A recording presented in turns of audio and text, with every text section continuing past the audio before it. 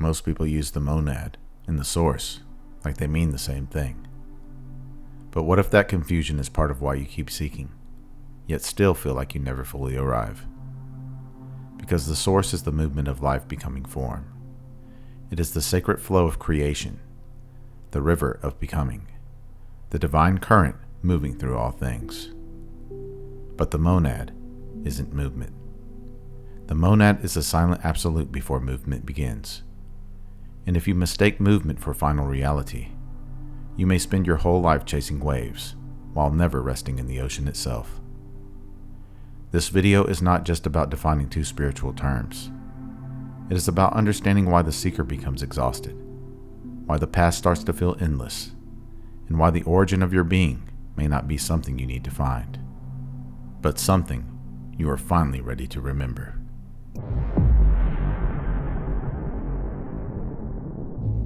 The spiritual path often begins with a feeling of distance. You feel separate from God, separate from truth, separate from peace, separate from the origin of your own being. So the seeker begins to search. You search for the source. You search for the place where everything began. You search for the divine current underneath life, the hidden river behind the visible world, the sacred force that gives birth to everything you experience. And there is truth in that search. The source is real. The source is the overflowing movement of divine life. It is the creative current through which existence pours itself into form. It's the river of becoming. It's the living movement behind breath, thought, and emotion. When people say, return to source, they are usually pointing toward that sacred origin before the personality became so loud, before the world convinced you that you were only a separate body trying to survive. But there is a deeper mystery, because if the source is movement, then what is still before movement begins? If the source is the river, what is the silent depth before the river flows? If the source is the divine breath moving through creation, what is the unmoving presence before the breath is exhaled? This is where the monad enters. The monad is not simply another name for source. The monad is the absolute, the indivisible, the unmoving fullness before the one appears as many. It is not one object inside creation. It is not a being sitting somewhere beyond the stars.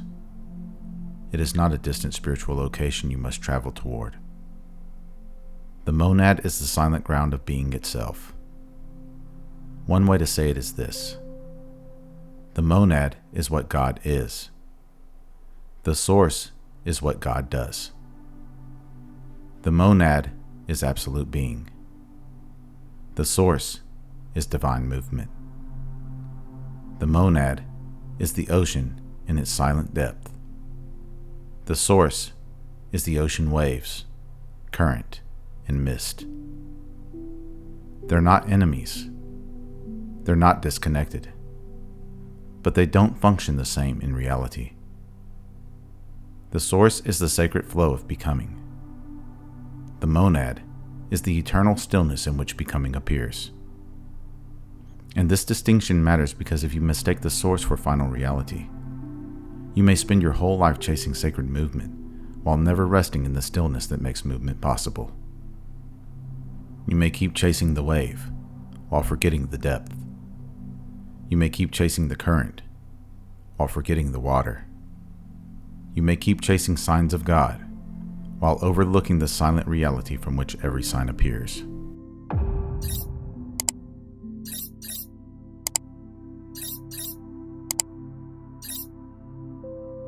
This is where this teaching becomes personal, because most spiritual exhaustion comes from trying to reach stillness through endless movement. You keep climbing, you keep searching, you keep waiting for the next breakthrough, the next sign, the next confirmation that you are finally close.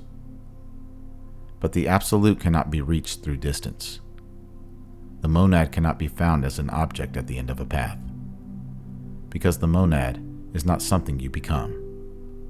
It is what remains when the false idea of separation begins to dissolve. This is why seeking eventually becomes exhausting. Not because the path is meaningless, not because prayer, meditation, and devotion are useless, but because the seeker eventually reaches the limit of seeking. There comes a moment when the soul begins to realize that another concept will not save it. Another spiritual identity will not complete it. Another mystical label will not bring it home. The hunger is deeper than information. The ache is deeper than belief. The longing is not asking for more spiritual content. It's asking for direct recognition. And this is why the ego would rather have a difficult path than no path at all. A difficult path still gives the ego something to manage, measure, and chase. The ego can even turn awakening into a project. It can turn source into a destination. It can turn the monad into another concept to possess. But truth does not become yours because you name it. Truth reveals itself when the one trying to own it becomes quiet enough to see it. This is why the ladder metaphor makes sense. You don't need to climb a ladder to reach the absolute. You need to stop climbing long enough to realize that the ladder is made of the very thing you were looking for.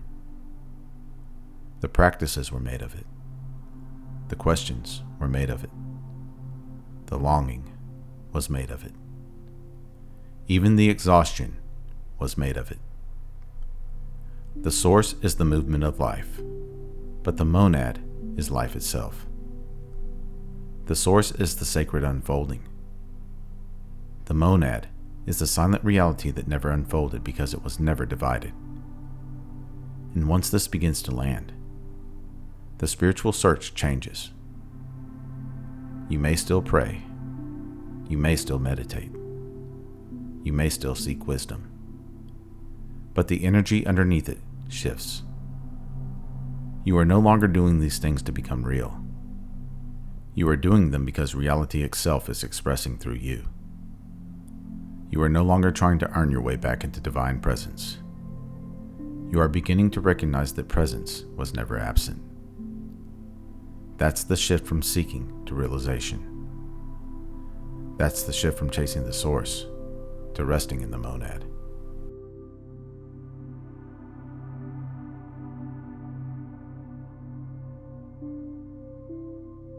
Now, let's bring this down into ordinary life.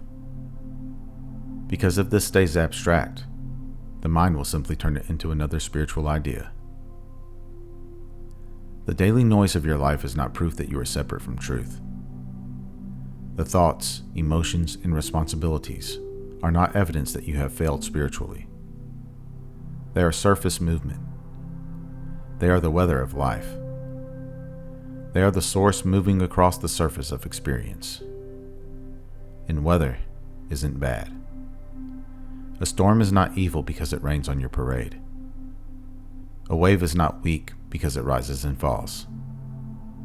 A negative thought is not a spiritual failure because it appears within your mind. The problem begins when you mistake these movements for your identity.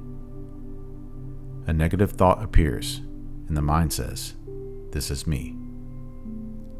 A negative emotion arises, and the mind says, "This is who I am." Life gets loud, and the mind says, "I have lost my peace." But peace is not just the absence of movement. Peace is the stillness underneath movement. This is what active silence means. Active silence is not a quiet room. It is not a perfectly controlled mind. It is not a life where nothing difficult happens. Active silence is the presence of the monad underneath everything that moves. It is the stillness that remains while you are talking, thinking, and sitting in the middle of uncertainty. You don't find active silence by violently trying to quiet the mind. That just becomes more seeking. It just becomes another way for the ego to say, "I will finally be complete once I control this experience." Instead, you notice the silence that is already here. It is like noticing the space in a room instead of only focusing on the furniture. The furniture may be cluttered. The room may be full. Things may be out of place. But the space itself remains untouched. In the same way, your life may be moving. Your mind may be active. Your emotions may be speaking. But the silent awareness in which all of it appears has not been harmed by any of it. That silent awareness is not something the mind created. It's not something the personality achieved. It's not something the world can give or take away. It is the background of being. And the more you recognize it, the less desperate the search becomes. Because the search was never wrong. It was just incomplete. The search brought you to the edge, but recognition brings you through the veil. The source is the movement that carries you through life. The monad is the stillness revealing that life has never been outside of the absolute. And this is why the end of seeking does not mean you stop living. It means you stop treating life as proof that you are incomplete. You stop turning every spiritual practice into a desperate attempt to arrive. You stop treating God as a destination. You stop treating Source as a place where you were exiled from. You stop imagining that awakening is somewhere far away from this breath, this body, and this moment. Because the deepest part of you was never outside of reality. You were not thrown away from the divine. You were not abandoned outside of Source. You were not a broken fragment trying to crawl back into wholeness. You were a wave, forgetting it was the ocean. You were the seeker, forgetting that the one who seeks is already arising inside the very reality being sought. That's the mystery. The source moves. The monad remains. The world changes. The monad remains. The self dissolves and reforms, suffers and heals, remembers and forgets, and remembers again. The monad remains. And when this becomes more than a concept to understand, something within exhales. Every problem doesn't disappear. Life doesn't become perfectly silent. You just no longer need life to become silent before you recognize the silence underneath it. Active silence is not something you do. It is the realization of what remains when you stop trying to do anything at all. You don't have to escape the noise of your life to find the monad. You simply recognize that the noise is happening inside a silence so vast, it cannot be disturbed. You haven't just found your way home. You realized that you never left.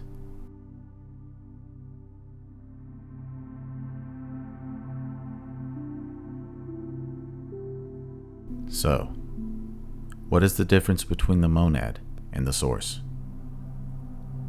The source is the sacred movement by which life pours itself into form. The monad is the absolute stillness from which even that movement is known. The source is the river. The monad is the water before the cloud, rain, and river. The source is the divine becoming visible.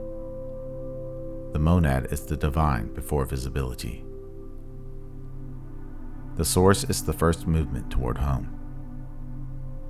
The monad is the truth that you never left. And this is the point where seeking begins to dissolve. Not because you reject source, not because you deny creation, and not because you stop loving the sacred movement of life, but because you finally see that that movement was never separate from stillness. The wave was never outside of the ocean. The seeker was never outside of truth. And you were never outside the reality you were trying to find. The source is the movement of life. The monad is life itself.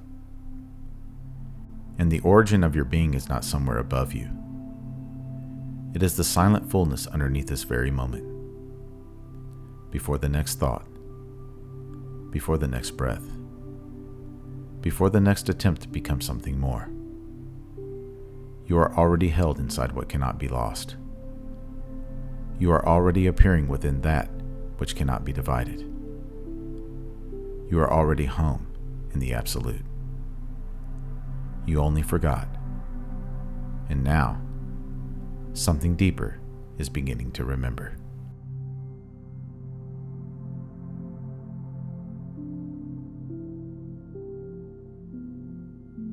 If this journey spoke to you, be sure to like, subscribe, and share this video with someone ready to experience life beyond thought. Comment below. Have you been chasing the source, or are you beginning to recognize the stillness that was already here? I read every comment. If you would like to support my work directly, you can do so at buymeacoffee.com/magnumopus333. Or you can explore some original merchandise at my Teespring store online. The link is in the description below. Or perhaps consider becoming a channel member or sending a super thanks. Any support is greatly appreciated. Remember, your consciousness is the key that unlocks reality. Let's keep unlocking it together. Thank you for watching. Until next time.